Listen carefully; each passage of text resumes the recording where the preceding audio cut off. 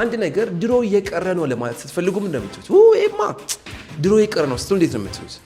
አንደኛ it's old school የሚለውን ቃል ብዙ ሰዎች ይጠቀሙበታል። ጨርሻለሁ ስትሉ ምን እንደምትሉት እስኪ ንገሩኝ። ጨርሻለሁ ስትሉ I am finished አይባልም። I have finished ነው የሚባለው ምናምን የሚሉ ነገሮች አሉ። አሁን ለምሳሌ ስለ ሚስት ካወራ ብትሉኝ ባለቤቴና እኔ ሚስቴና እኔ የሆነ ድርቅ ያለ ነገር አለው የሆነ ወይ ፎርማሊቲ ነገር አለው። በተለይ ደግሞ ጓደኞቻችሁ ጋር ስታወሩ የሆነ ድርቅ ያለ ፎርማሊቲ ያለበት ነገር ነው። ሰው ሚስቴን ምን ብዬ ልጥራት? አቆላምጬ በኤክስፕሬሽን ደስ በሚል መልኩ my old lady ነው የምትሉት። ዳንም ግን እኮ እንደዚህ ትርጉም አለ። ስራ ቦታ ላይ አለቃችሁ you're done ካላችሁ ተባረሃል ማለት ነው። alright you know what you're done በቃ ተባረሃል አልቆልሃል ያለም ያለው ማለት ነው።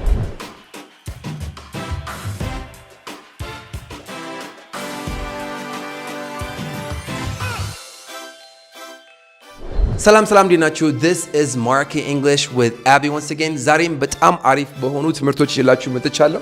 በዛሬው ትምህርት 3 ኤክስፕሬሽን ወይም አገላለጾች እናያለን። መጨረሻ ላይ ደግሞ በጣም ብዙ ሰዎችን የሚያጨቃጭቅ ግራመር ፖይንት አለ፣ እሱ እናያለን ማለት ነው። ግን ከዛ በፊት አንድ ቪዲዮ አለች፣ እሷን አይተን እንመለስ። ሰላም እንዴት ናችሁ? ቻት ጂፒቲ ተጠቀሙ ማለት ፈለኩኝና ጋይስ ወደድንም ጠላንም እኛ ሀገር ሲስተም ውስጥ ወይ ደግሞ ስራ ላይ ያለ በጣም ብዙ ሰው ላይ እንግሊዝኛ በጣም ክፍተት አለ። በጣም ክፍተት አለና ብዙ ቦታ ላይ ሳነብም ስሰማ ያው እንግሊዝኛ ማወቅ እውቀት አይደለም ምናምን በጣም ብዙ ነገር ሲባል ሰማለሁ። ግን የእውቀት በራችንን ከያዘብን የሆነ ነገር እውቀት ሆኖ አያርፈውም እንዴ? ለምሳሌ የእውነቴን ነበረ በቃ ቻት ጂፒቲ ተጠቀሙ። it's really nice ማለት ጉግል ላይ ስትጠይቁ ይመልስላችኋል። ግን ታትማች ሁሉ ጊዜ በጣም አጠር ያለ ደስ የሚል ነገር ነው አይጠቀምም። ደግሞ ቅርብ ጊዜ አፕዴት ያደረጉት ፓርት ኤአይ እንደውም ጨምሮበታል ነገር ነው። ግን ቻት ጂፒቲ እንደ ጓደኛችሁ ነው የሚነግራችሁ እውቀት ያለው ጓደኛችሁ። አንዳንዴ ደግሞ አፕዴት ዱላ ካልሆነ እኔ አፕዴት ዲሆንኩት እስከዚህ ድረስ ነው ይሄንን አላውቅም ምናምን ድረስ ራሱ ይላችኋልና ማያውቃቸው ነገሮች በስደስታችሁ መልክ አጠይቃችሁት ራሱ አስተካክለ ነገር ምናምን ማለት ትችላላችሁና ኤኒቲንግ እሱን ላትታችሁት ዩቲዩብ ላይ አሁን ስንት እውቀት አለ። ስንት የሚገራርም ስለምንም የምትጠይቅ እውቀት አለ። እዚህም ቲክቶክ ላይ በጣም ኢንፍሉዌንሰር የሆኑ ማለት በቃ ዲፕ የሆነ ነገር ያላችሁ ሰዎች አሉ። ይሄን ሁሉ ነገሮች በሩን የያዘብን ነገር ቋንቋ ለማወቅ ከሆነ እውቀት አይደለም ማለት እንችላለን እንዴ? ምን ብለን እንደምንጠይቅ ካላወቅን፣ ምን ብለን ሰርች እንደምናረግ ካላወቅን፣ የሚያወሩት ነገር በደንብ ደብት ኖሮት ካልገባን ማለት ነው። እና አይ ቲንክ ሪንጎ ሚል የሆነ አንድ እንትን አለ ከታች ጽፈላችኋለሁ። እሱ ላይ አፕዴት ለማድረግ ሞክሩ። ማራኪ የሆነ ነገር የሚል በጣም በቃ ይሄ የናውሌጅ ሳይሆን የስፒቻችን ማስተካከል የምንችልበት አይ ቲንክ ቲክቶክ ላይ አይቻችኋል። ሪሊ ናይስ። ግን ጊዜ ቢፈጅ ነው እንጂ ፊልም ቁጭ ብለን ምን አይነት ሰዎች ምናምን ዘፈናቸውን እንሰማለን ምን ላለና ፐርፌክት ምናምን ማይኮንበት ሪዝን አለ ብዬም አላምንም። ይሄ እውቀት አይደለም ምናምን ብሎ መተው እውቀት አይደለም። ሶ ኢትስ ቤተር። ያው እንግዲህ እንደሰማችኋት ነው ሐሳቧን የገለጸችበት መንገድ ስለተመቸኝ ነው ያመጣሁት እና ማርክ እንግሊዝ ማለት መጨረሻ ላይ thank you very much I appreciate it። እንደዚህ ለቁም ነገር ወስዳችሁ የምትጠቀሙባቸው ሰዎች ሰናይ በደንብ ተነሳስተን እንደውም በቃ ብለን በደንብ እንድንሰራ ነው የሚያደርገና we appreciate it። ማወቅ ያለባችሁ ነገር ግን አንድ ነገር ቋንቋ ስትማሩ መሰልቸት የሚባል ነገር የለም። ቋንቋና ስፖርት exactly the same ናቸው። ስፖርት ሰርታችሁ በቃ የምፈልገው ሰመት ላይ መጥቻለሁ ብላችሁ ማቆም አትችሉም ማለት ካቆማችሁ ያው ተዘረጣላችሁ ተመለሳላችሁ ለነበራችሁበት። ቋንቋም ላይ ልክ እንደዚህ ነው። every single day መማር ይኖርባችኋል። every single day ማወቅ ይኖርባችኋል። እኔ ይሄን ሁሉ አመት ሳስተምር እዚህ ጋር ደርሼ ስቲል በጣም ብዙ ነገር እንደጎደለኝ አውቃለሁ እና ስቲል የተማርኩኝ ነው። ብዙ ነገር ሪፈር ያደረኩኝ የተማርኩኝ ነው ያለሁት።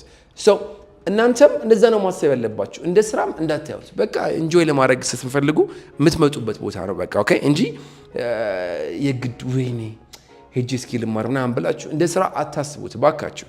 ቆይ አሁን ሙዚቃ ትሰማላችሁ አይደል እንዴ? ቆይ አሁን ለምሳሌ ሙዚቃ ትሰማላችሁ you're happy like you have fun ከዛስ ድጋሚ ትሰማላችሁ just like that።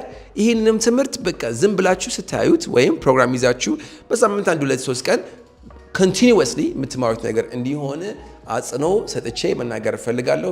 በርቱልኝ። አንዳንዶቻችሁ በጣም ኮንሲስተንት ናችሁ፣ ውስጣችሁ ገብቷል፣ ነገርየውም ገብቷችኋል። እናንተን እየተቀየራችሁ እንደሆነ ምንም አይነት ጥያቄ የለውም። without further ado ይሄን ያክል ካልኳችሁ ይሄንን ወደ ዛሬው ትምህርት እንመጣለን ማለት ነው። በዛሬው ቃል ያመጣሁላችሁ ኤክስፕሬሽኖች እና አንድ የግራማቲካል ፖይንት ነው። ብዙ ሰዎችን ሲያጨቃጨቅ ስለሰማሁት ነው ይዤ የመጣሁት። መጀመሪያ ኤክስፕሬሽን ምንድን ነው? ኤክስፕሬሽን ማለት ድርቅ ያለ እንግሊዝኛ ሳይሆን የሆነ አላዝቶ ነገሮችን ደስ በሚል ሁኔታ የምንጠቀምበት ነገር ነው። ለምሳሌ መጀመሪያ ማሳያችሁት ኤክስፕሬሽኖች አንድ ነገር ሚስጥር ነው ብላችሁ ስታወሩ እንዴት ነው የምታወሩት? ሚስጥር ነው ስትሉ ምንድን ነው? ሚስጥር ምንድን ነው በእንግሊዝኛ? ሴክሬት ነው አይደል? ኢትስ ሴክሬት። ኦኬ፣ ድርቅ ያለ ነው። አንተ ነው እሺ ስትሉት እንዴት ነው የምትሉት? የመጀመሪያው ቃል ማም ኢዝ ዘ ወርድ። ማም ኢዝ ዘ ወርድ። አንድ ሰው ማም ኢዝ ዘ ወርድ ብሎ ካላችሁ ሚስጥር ነው እያላችሁ ነው ያለው። እንዴት እንደዛ ሊሆን ቻለ? ቃሉን ራሱን ይዩት። ማም የሚለውን ቃል ሁለት ጊዜ እንለዋለን። እስኪ ማም በሉ። ማም ድገሙት። ማም ከንፈራችሁ ልብ ካላችሁ ማም ብላችሁ ሲጨርሱ መጨረሻ ላይ አፋችሁ ግጠም ነው የሚለው አይደለም? አንዴ ሞክሩት። ማም ዝግት ብሏል። ስለዚህ አንድ ሰው ማም ኢዝ ዘ ወርድ ኢትስ አ ሲክሬት ብላችሁ ግግም ከምትሉ ማም ኢዝ ዘ ወርድ ብትሉት ሚስጥር ነው ያላችሁት ነው ማለት ነው። ኦኬ፣ ልክ እንደዛ እሱም አልናገርም ለማንም ለማስፈልግ ምን ለማጠቀም ይችላል? ማም ኢዝ ዘ ወርድ ብሎ መናገር ጠቀም ይችላል ማለት ነው። ይሄ ነገር የነገርኩህ በሚስጥር ነው። እሺ ዶንት ወሪ ማም ኢዝ ዘ ወርድ ሚስጥር ነው፣ አላወራም። ኦኬ፣ ለማንም አልናገርም እያለ ነው። እናንተም my birthday is tomorrow but mom is the word. My birthday is tomorrow but mom is the word. ልደቴ ነገ ነው ግን ለማን እንዳትናገር ያላችሁ መጠቀም ትችላላችሁ። አንደኛ ሚስጥር ነው ስትሉ እንደዚህ ነው የምታወሩት። I don't want him to ever know. Do you understand? Mom is the word. Believe me, mom is the word. በሁለተኛ መንገድ ሚስጥር ነው ስትሉ ይህን ስልክ ከፍታችሁ ባትሪውን አውጥታችሁ ስጡኝ አልኳችሁ። አውጥታችሁ መስጠት ትችላላችሁ? አትችሉም። ለምንድን? ስልኩ ታሽጓል። የታሸገ ስልክ በእንግሊዝኛ ምንድን ነው የሚባለው? ፓክድ ፎን ሳይሆን ፓክድ ከፋክተሪ ሲወጣ ነው። ሲልድ ብላችሁ ነው የምታወሩት። ሲል ማለት ማሸግ ማለት ነው። አንድ ነገር እንዳይገባበት አየር እንዳያስገባ ምናምን ስታደርጉ ሲል ታደርጉታላችሁ። ኦኬ፣ ሲልድ ደግሞ ከተባለ የታሸገ ነው ማለት ነው። ስልኩ ታሽጓል ስትሉ ምን ትላላችሁ? The phone is sealed. ልክ እንደዛ ከንፈሬ ታሽጓል ስትሉ እንደምትሉት my lip is sealed is ሳይሆን ሁለት ስለሆኑ እንደምትሉት are. So my lips are sealed. እስኪ በሉት my lips are sealed. በቃ ከንፈሬ ታሽጓል። ኦኬ፣ ለማንም አልናገርም። ይሄ ሚስጥር ነው ማለት ሳይሆን ለማንም አልናገርም ብቻ ማለት ፈልጉ ነው። ኦኬ፣ ለማንም አልናገርም ስትሉ my lips are sealed ብላችሁ መጠቀም ትችላላችሁ ማለት ነው። ኦኬ፣ never ask what for. My lips are sealed. My lips are sealed. So the first one is this. ከሚስጥር ጋር የተገናኙ what expression? አንደኛው ነበር ያልኩትኝ mom is the word። ሁለተኛ ምን አልኩኝ? My lips are sealed። ሁለተኛ ስለ ባለቤት ካውራ ብትሉኝ፣ አሁን ለምሳሌ ስለ ሚስት ካውራ ብትሉኝ ባለቤቴና እኔ ሚስቴና እኔ የሆነ ድርቅ ያለ ነገር አለው ወይ ፎርማሊቲ ነገር አለው። በተለይ ደግሞ ከጓደኞቻችሁ ጋር ስታወሩ የሆነ ድርቅ ያለ ፎርማሊቲ ያለበት ነገር ነው። ሰው ሚስቴን ምን ብዬ ልጥራት? አቆላምጬ በኤክስፕሬሽን ደስ በሚል መልኩ ማይ ኦልድ ሌዲ ነው የምትሉት። ስታዩት እዚህ ጋር አሮጊቴ ምናምን የሚታይ ትርጉም አለው አይደለ? I know but the meaning is not that. My old lady ስትሉ it's an endearing term. endearing ቃል ነው። endearing ማለት ነው። endearing ውስጥ dear የሚል ቃል ታገኛላችሁ። dear ማለት ነው my dear ስል የኔ ውድ እያልኩኝ ነው አይደለ? this is endearing. wow this is so endearing ብትሉ ደስ የሚል ነው። በቃ ፍቅርን የሚያሳይ ነው፣ የሚያቀርብ ነው እያላችሁ ነው ማለት ነው። ለምሳሌ ባለቤትህን ማን ብለህ ነው የምጠራት? እኔ ባለቤቴን ያው ህይወቴ ብዬ ነው የምጠራት ስላችሁ ሴቶች it's so endearing, it's so nice ምናምን ያሉ so endearing የሚያቀርብ ፍቅርን የሚያሳይ ማለት ነው። so ፍቅርን በሚያሳይ ቃል መልኩ ሚስታችሁ መጥራት ስትፈልጉ my old lady መጠቀም ትችላላችሁ። እስኪ ስለ ሚስታችሁ ኮሜንት ላይ ነገሩኝ። for example my old lady is so beautiful የኔ ሚስት በጣም ቆንጆ ነች እያልኩኝ ነው ያለሁት okay I miss my old lady ሚስቴ ናፈቀችኝ እያልኩኝ ነው ያለሁት okay and I'm just hanging for my old lady and my kids My old lady and I have a date. በዚህ ፋንታ ደግሞ ሌላ ቃል ከፈለጋችሁ ዋይፍ የሚለውን ቃል አሳጥራችሁ ዋይፊ ብላችሁ መጠቀም ትችላላችሁ ዋይፋይ እንደታደርጉት ተሳስታችሁ okay ሚስቴ ናፈቀችኝ miss my wifey እና ሚስቴ ጋር ልደውልላት let me call my wifey you know wife በሚለው ፋንታ ዋይፊ ስታስገቡ የበለጠ አሪፍ ትርጉም አለው ማለት ነው you see ልክ እንደዛ ግን my old lady የሚለው ቃል እናቴ የሚለውን ቃልም ይገልጻል ያው ሚስትና እናት አንድ ናቸው በሚለው ሁለተኛ እናት ሚስት ትሆናለች በሚለው መሄድ ትችላላችሁ ግን እናቴ የሚለውን ቃል መጠቀም ሲፈልጉ my old lady ብላችሁ መጠቀም ትችላላችሁ ማለት ነው okay because እስኪ አሮጊቴ ጋር ልደውልላት የማሮጊት የኔ አሮጊት እናትዬ ወይ actually like ካሰባችሁት አንዳንዴ የሰደብን ራሱ ፍቅር እንገልጻለን አሁን ለምሳሌ ውሻ ስድብ ነው አይደል አንተ ውሻ ይሄ ስድብ ነው የኔ ውሻ አስታረጉት immediately ከምንድን ነው የሚቀየረው ከስድብ ወደ የፍቅር ቃል ይቀየራል ማለት ነው so in English it's the same thing so instead of saying my mother በማለት ፋንታ my old lady ብላችሁ መጠቀም ትችላላችሁ ማለት ነው እስኪ እናቴ ኢትዮጵያ ነች ያለችው my old lady is back in Ethiopia እስኪ እናቴን ቼክ ላድርጋት let me check on my old lady ብላችሁ መጠቀም ትችላላችሁ okay ሚስት ሶስት ቃል ሰጥቻችኋለሁ አሁን ሶስት ነገሮች አይተናል ለሚስታችሁ ቃጠር አድርጋችሁ ምን ነገር ከፈለጋችሁ ዋይፊ ትጠቀማላችሁ ኦኬ አለበለዛ my old lady መጠቀም ትችላላችሁ ግን my old lady የሚለው ቃል ለማንም ይሆናል ለእናትም ይሆናል ኦኬ good የሚስትን ጨረሰን እዚህ ጋር እንደዚህ ጨርሰናል በቃ ሶቷል ለባል ሲሆን husband የሚለውን ቃል አሳጥራችሁ ሀቢ ብላችሁ መጠቀም ትችላላችሁ ሀቢ ኦኬ ሀቢ ሁቢ የምትሰጥ ተማሪ ነበረች ታውቃለች ማን እንደሆነች ያይሽው ከሆነ አሁን ሁቢ ሀቢ ኦኬ ሀቢ ይሄ የኔ ባል ነው ስትሉ this is my hubby ብላችሁ መጠቀም ትችላላችሁ this is my husband ፎርማል ቦታ ላይ አይደለም ፎርማል ቦታ ቢሆን ችግር የለውም ነገሩ ግን ፎርማል ቦታ ላይ ሳይሆን hey man where is your hubby okay this is for my hubby don't touch it like maybe ቤት ውስጥ ምግብ ቢኖር this is for my hubby ብትሉ ለባለቤቴ ነው እያላችሁ የተጠቀማችሁ ያላችሁስ ማለት ነው okay Hey Brenda, where's your hubby been hiding out? Wife doesn't want hubby to know she owns this. I needed it. So wifey, hubby. ሲቀጥል እንደ ቅድሙ አይነት ደግሞ my old man ብላችሁ መጠቀም ትችላላችሁ my old man man I miss my old man where is my old man የታለ ባሌ ያላችሁ መጠቀም ትችላላችሁ ማለት ነው ኦኬ ሴቶች my old man ልክ እንደዛ ግን ቅድም my old lady የሚለው ለማን ይሆናል ተባብለን ነበር ለእናት ይሆናል ተባብለናል አይደለ ስለዚህ my old man ደግሞ የሚለው ለአባት ይሆናል ማለት ነው my old man amazingly ከአባቴ ጋር ብዙ ጊዜ አላወራሁም ነበር እና he called me for the holiday and I'm happy to hear my old man's voice I'm happy to hear my old man's voice ድምፁ ስለሰማሁት ደስ ብሎኛል እያልኩኝ ነው ማለት ነው alright man let me check on my old man እስኪ አባቴን ቼክ ላድርገው እያልኩኝ መጠቀም እችላለሁ My old man was blind. Never saw me play. My old man was the same way.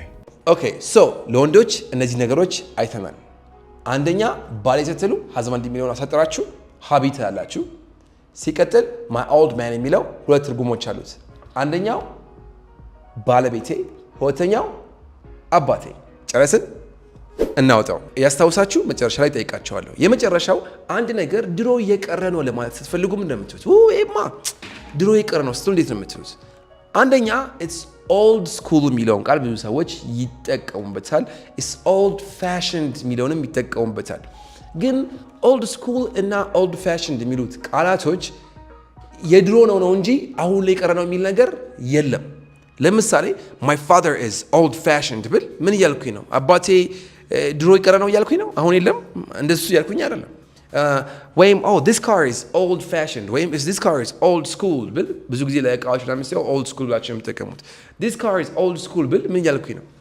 ይሄ መኪና በአሁን ሰዓት የለም እያልኩኝ ነው አይደለም በድሮ ጊዜ የነበረ ነው በቃ እሱን ብቻ ነው የሚያሳየው እንጂ አሁን ላይ አለመኖሩን አያሳየም so ድሮ ነበር እንጂ አሁን ላይ የለም ለማለት ስትፈልጉ ምን ብትጠቀሙ ቆንጆ ነው it's a thing of the past አያችሁት it's a thing of the past የድሮ ነገር ነው። የድሮ ነገር ነው። አሁን በአሁን ሰዓት ሰው ሁሉ ስልኩ ላይ የተጣደው የሆነ ቲክቶክ ዩቲዩብ ምናምን ነው የምናየው አይደል? ሰው እንደ ምሳሌ ቴሌቪዥን ማየት የድሮ ነገር ነው ብላችሁ ለማዋዝ ብትፈልጉ ድሮ የቀረ ነው ለማዋዝ ብትፈልጉ ምንድን ትላላችሁ? watching TV is a thing of the past. watching TV is a thing of the past ብትሉ ቴሌቪዥን ማየት ድሮ የቀረ ነው እያላችሁ ያላችሁት ማለት ነው። ኦኬ ሌላ የሆነ ጊዜ ላይ ትዝ ካላችሁ ሰው ሁሉ ተጥዶ ቃና ነበር የሚያየው። ቃና ማየት የድሮ ነገር ነው ለማስፈልጉ watching ቃና is a thing of the past ብላችሁ መጠቀም ትችላላችሁ ማለት ነው። እስኪ በእናንተ አይምሮ አሁን ምንድነው እስኪ ድሮ የቀረ ነው ብላችሁ የምታስቡት ንገሩኝ። አሁን ሳወራ አይምሮአችሁ ውስጥ የመጣው ምንድነው? ምናምኒንግ is a thing of the past ብላችሁ መጠቀም ትችላላችሁ። ወንዶች ሴት ልጅን ለመምታት ብታስቡ ማለት ነው እሱ በጣም ወደ ድሮ የቀረ ነገር ነው። it's not right, it was never right። ስለዚህ እሱ ሴት ልጅ መምታት የድሮ የቀረ ነገር ነው ለማስፈልጉ መምታት ምንድነው? መምታት አንዴ ከሆነ ሄት ነው፣ ደጋግሞ ከሆነ ቢት ነው። ኦኬ ቢት መደብደብ ነው ቢት ማለት። ኦኬ so hitting a woman is a thing of the past, beating a woman is a thing of the past ብላችሁ መጠቀም ትችላላችሁ። ይሄን ሁሉ ምሳሌ ሰጠኋችሁ። እናንተ ደግሞ ግቡና ምናምኒንግ is a thing of the past ብላችሁ አስገቡልኝ ማለት ነው። እሺ The problem of criminal violence is soon to be a thing of the past. Soon, heart ailments, cancer, so much more will be a thing of the past. ኤክስፕሬሽኖችን ጨርሰናል። የተማርናቸው ነገሮች ምንድን ናቸው? በአንደኝነት አንድ ነገር ሚስጥር ነው ለማለት ስትፈልግ ማምዝ the word ወይ ደግሞ my lips are sealed ብላችሁ መጠቀም ትችላላችሁ። በሁለተኝነት ባላችሁን ማቆራመጥ ስትፈልጉ my husband በሚለው ፋንታ my hubby ብላችሁ መጠቀም ትችላላችሁ። ግን ከዛ ውጪ ለአባታችሁና ለባላችሁ my old man የሚለው መጠቀም እንደምትችሉ ነገራችኋለሁ። ወደ ሚስት ደግሞ ስንመጣ my wife የሚለው አሳጥራችሁ my wifey ታደርጉታላችሁ ወይም ደግሞ my old lady ብለን መጠቀም እንችላለን ማለት ነው። ግን my old lady ስንል ምናችንን ብቻ አይደለም፣ ሚስታችንን ብቻ ሳይሆን ማንን እናታችንን ብቻ ነው ማለት ነው።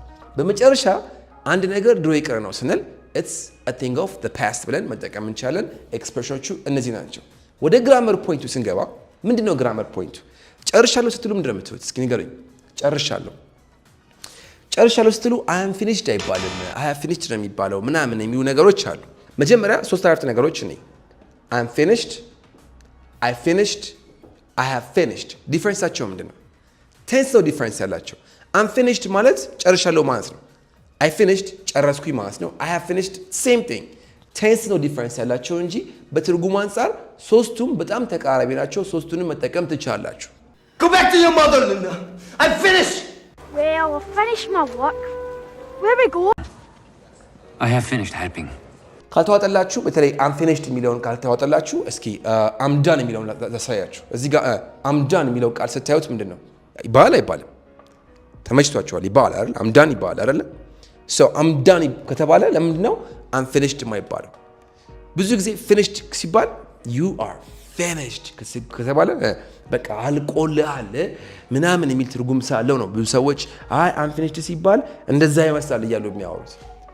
ዳንም ግን እኮ እንደዚህ ትርጉም አለው። ስራ ቦታ ላይ አለቃችሁ you're done ካላችሁ ተባረሃል ማለት ነው። all right you know what you're done በቃ ተባረሃል አልቆልሃል እያለ ነው ያለው ማለት ነው። I'm done with you በቃ አልቆልሃል ካንተ ጋር ጨርሻለሁ ያላችሁ ነው ማለት ነው። so I'm done እና I'm finished አንድ አይነት ናቸው። I did አይባልም። I have done በጠቀም ትችላላችሁ። I've done what ግን ብዙ ጊዜ I've done ካላችሁ ብትጨርሱበት ብትቀጥሉበት አሪፍ ነው። I've done what my homework የቤት ስራዬን ሰርቻለሁ። I've done my research ጥናቴን ሰርቻለሁ። እንደዚህ አይባልም። መረጥ ይባላል man I've done my research ጥናቴን ሰርቻለሁ ያላችሁ ነው ማለት ነው። so ልክ እንደዛ ጨርሻለሁ ስትሉ I'm finishedም I finishedም ወይም ደግሞ I have finished ብላችሁ መጠቀም ትችላላችሁ ማለት ነው። ጥያቄ ሲሆንስ I'm finished ነው ፋንታ are you finished okay እና did you finish እና have you finished ብላችሁ መጠየቅ ትችላላችሁ ማለት ነው። ሶስቱም ፋይን ናቸው። ግራ እንዳትከቡ በዚህ ነገር ማለት ነው። you got it thank you I hope you like the video በሚቀጥለው እስክንገናኝ ድረስ እስካሁን ድረስ ስለቆያችሁ አመሰግናለሁ።